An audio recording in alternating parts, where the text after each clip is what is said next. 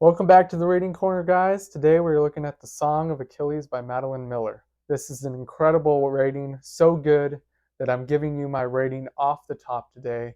This is a 5-star novel. I debated between somewhere 90 and 95-ish, but this is 95 out of 100, 5 stars. Let's launch into it and I'll explain it to you. This book got really popular on Book Talk about a year ago, and for a good reason. It is a really incredible novel, as I already mentioned. It is told from the perspective of Patroclus, which many people probably never heard of, the close companion of Achilles and his lover, and it is surrounding and including the events of the Iliad. I am going to summarize the plot. So if you want to avoid spoilers, or if you just don't want to hear the plot again, then you can skip to the key takeaways segment of this video. Patroclus is the son of King Menoetius, and he is one of the many suitors who go before Helen. Patroclus is very young in this incident, and they ask for her hand in marriage. And though Patroclus is not actually chosen to be the husband of Helen, Menelaus is, and all the other men swear an oath, and there's some pretty heavy foreshadowing here that they will protect Helen if she is dishonored, or if King Menelaus is dishonored in any way. And so Patroclus goes back home after being a suitor for Helen, and he's just living out his life in the castle when a boy tries to steal some dice from him, and Patroclus ends up shoving this boy backward and accidentally killing the boy. And Patroclus's father does not stand up for him, rather he exiles him to a kingdom in the north, fearing backlash from the noble families. And so Patroclus is up north. He is living in the barracks of King Peleus, who has a bunch of orphans and stuff like that.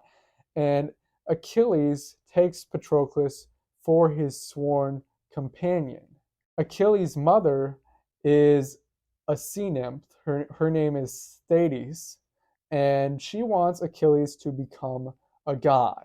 But Achilles is not so sure if he wants to be her god or not.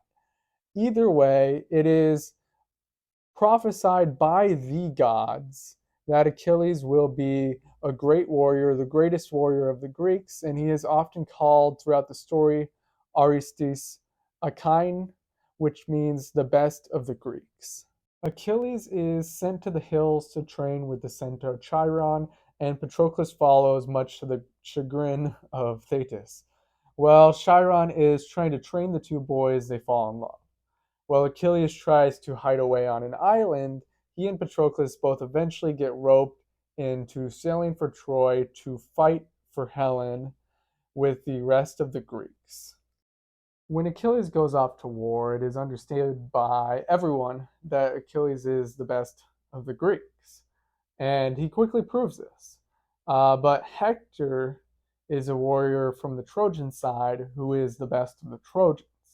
And though it is said that Achilles is better than Hector, there is a prophecy that Achilles and Patroclus hear before they go to war that once Hector dies, Achilles' death will follow shortly thereafter.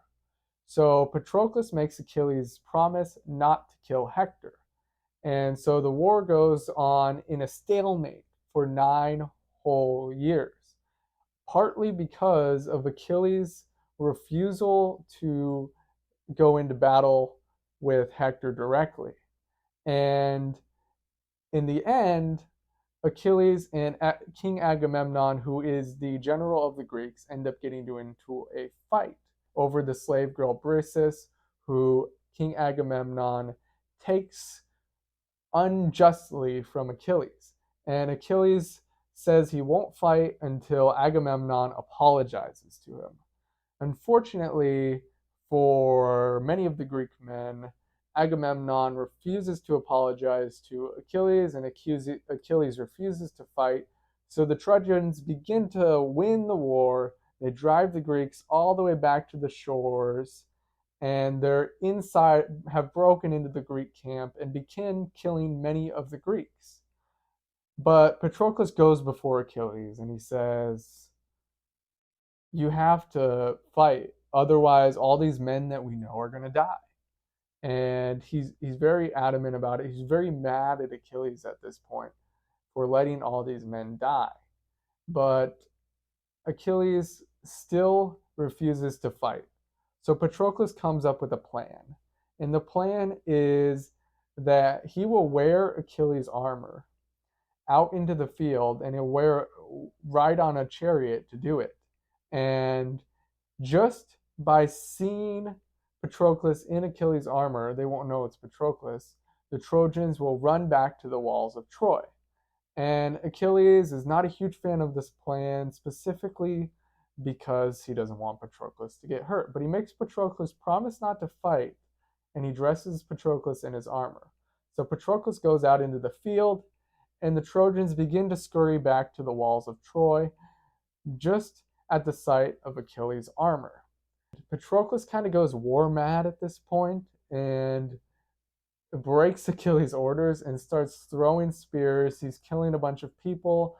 He even manages to kill one of the greatest warriors on the Trojan side of the war from a neighboring kingdom. And he gets to the walls of Troy and he jumps off the chariot and, in a kind of a fit of madness, tries to run up the walls of Troy. But alas, the Greek god Apollo is sitting at the top of the wall and he throws him down. He comes and takes his helmet off, and Achilles is now in open battle. Patroclus is now in open battle. He ends up being killed by Hector. And then at this point, Achilles, when he figures out that Patroclus has been killed by Hector, is rightfully very mad at Hector. So the next day in battle, Achilles kills Hector. Achilles is distraught. He doesn't care what happens to him at this point. But his one demand is that when the two die, when Achilles dies, that his ashes be mixed with Patroclus's and that they be given a burial ceremony together. Well, Achilles dies not too long from an arrow shot off the walls of Troy that hits him in the back. Unfortunately, his son, Pyrrhus, who is supposed to be the warrior that comes after Achilles, who's even better than Achilles, does not agree to Achilles' orders of how to bury him.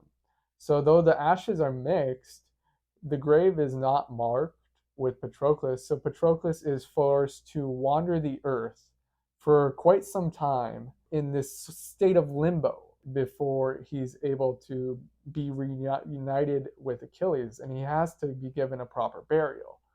So Achilles' mother Thetis, ends up giving him this burial. She comes to the grave. They have this conversation about Achilles. And at this point, Patroclus kind of asks questions. He says, "Did you not realize that this son is better than the other?" And he begins to tell Thetis about all the great things Achilles did and about his love for Achilles. And eventually, the book ends with the two uniting in the afterlife. As you guys can probably tell from that overview, I'm out of breath. This novel covers a lot of legend, and there's no part of the story that's really very unimportant. I think the romance was appropriately described with not too little or too much emphasis on it. It was an important part of the story. And then my favorite thing about this book would be just how dynamic the character of Patroclus is.